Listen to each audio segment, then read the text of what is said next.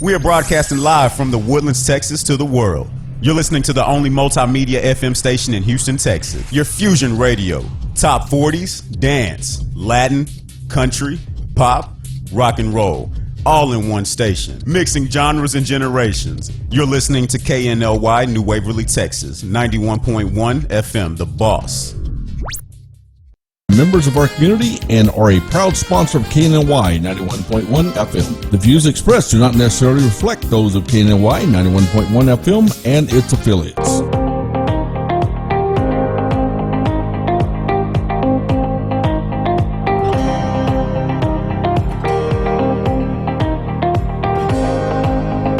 Good morning, everybody. We're here live with 91.1 FM, The Boss, on today's Entrepreneur, and we have Mr. Travis Took in the house, and he's going to tell us a little bit more about his classes that he has at Team Took Camp.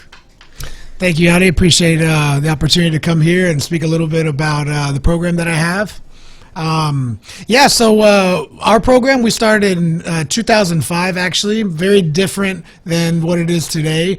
We started in my dad's garage, which was a 20 by 20 square foot facility with no air conditioning. So you can imagine in Houston summertime, that wasn't very appealing to families and kids. So it was just, that's how we had to get started. And that's how it is sometimes. And you have classes for kids, and the kids classes start out at about how old again? So we have a special class just for 3.5 to 6-year-olds, and then we have another class for 7 to 13-year-olds. And enrollment, about how long or how far in advance do they have to start looking into maybe calling you to see when they can become a member or come in? So enrollment is something that we do year-round. It's not a program that is seasonal. Martial arts is an ongoing program that we offer.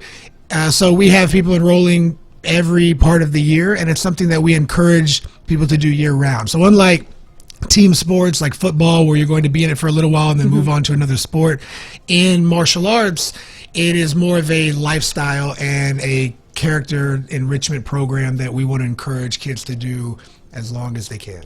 And right now we have a couple of statistics that I was able to get from the source iSafe.org. I have here that 42% of kids have been bullied online, with one of them being verbally, and the others actually have been an actual attack. Now I also have here that you actually focus a lot on kids getting out of those types of situations.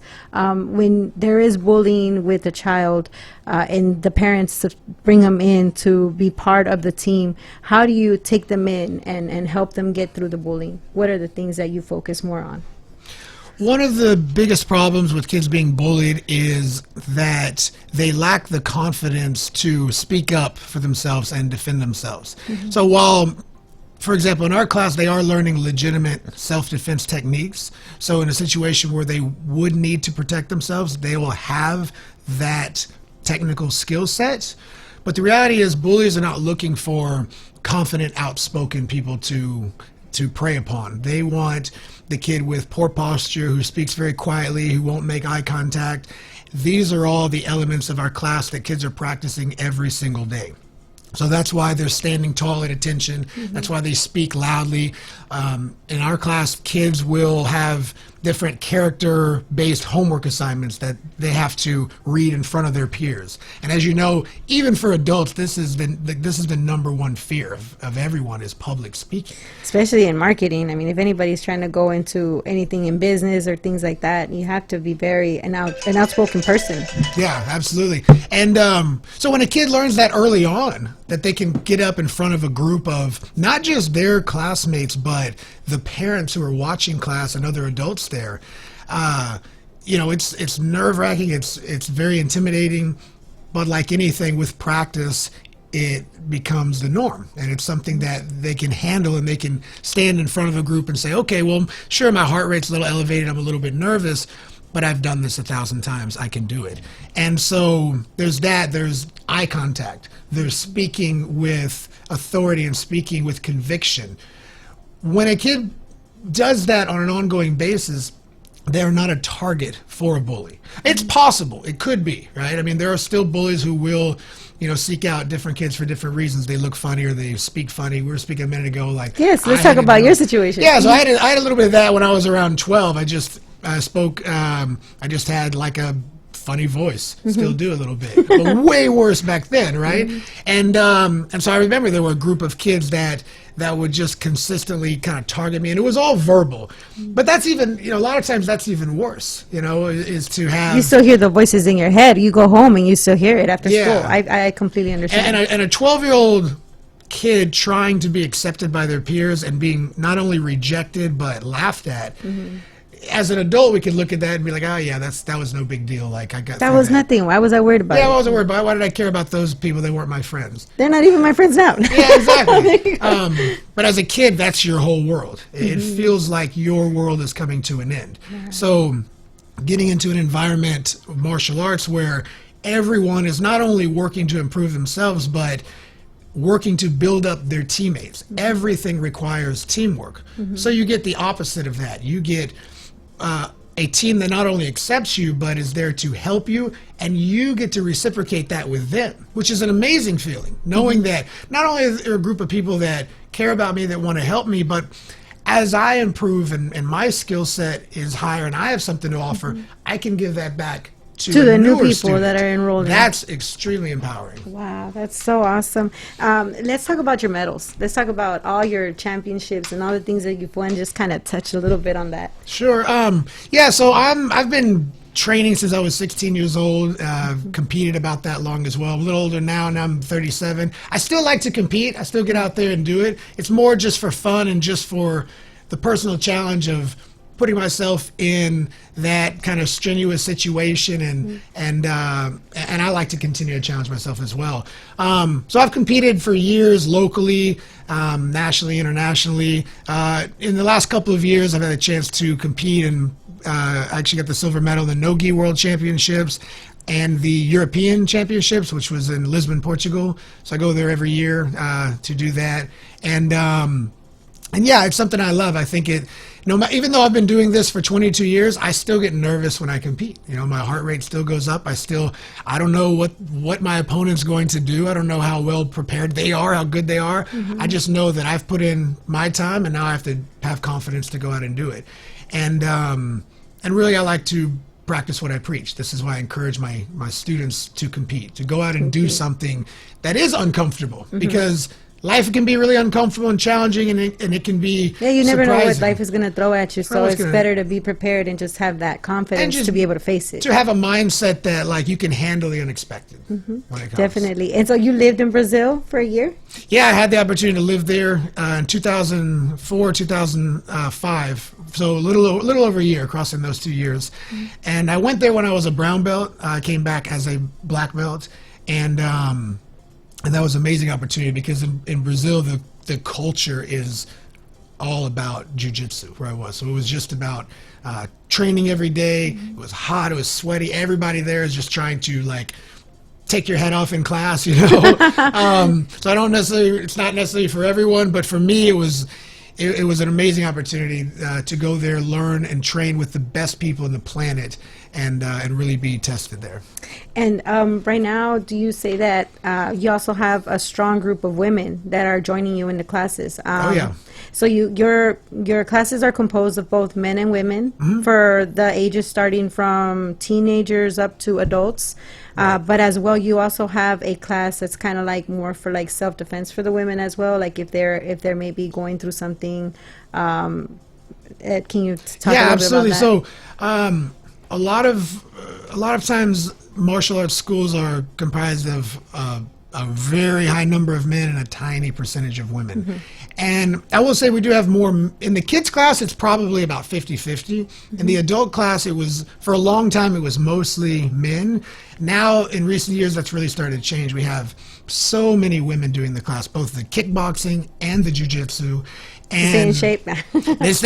they stay in shape. And we were talking a little bit earlier about, the reasons why women might want to do this, and they may not disclose all the information at first, and they say, oh, I want to get in shape, or I want to, just learn something fun. But sadly, a lot of women have been through some some terrible situations, whether it be domestic violence or they've been Verbal assaulted, abuse or verbal things like abuse. that.